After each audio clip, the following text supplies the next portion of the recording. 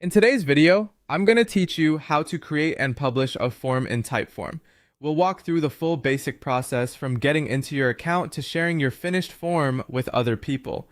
This is a great option if you want to build a clean interactive form for surveys, feedback, registrations, or simple questionnaires.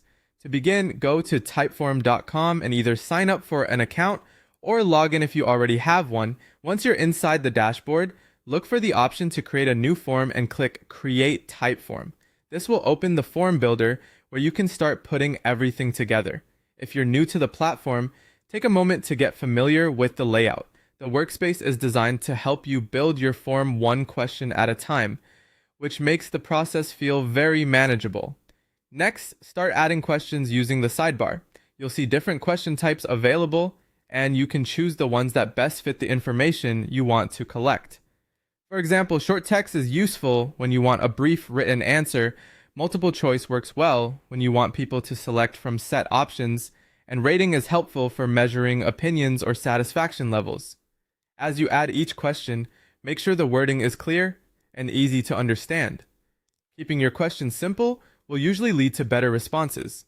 After your questions are in place, move on to customizing the look and behavior of the form. Under the Design section, you can adjust the styling to better match your brand or the tone of your project. This may include changing colors, fonts, or other visual elements so the form feels polished and consistent. Then go to Logic to set up paths. This allows you to control what people see based on how they answer certain questions.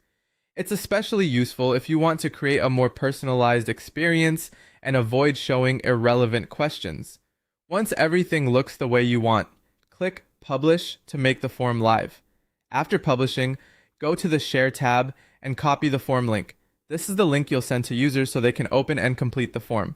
Before sharing it widely, it's a good idea to quickly test the form yourself to make sure the questions, design, and logic all work as expected. And that's it. You've now created, customized, published, and shared your Typeform successfully.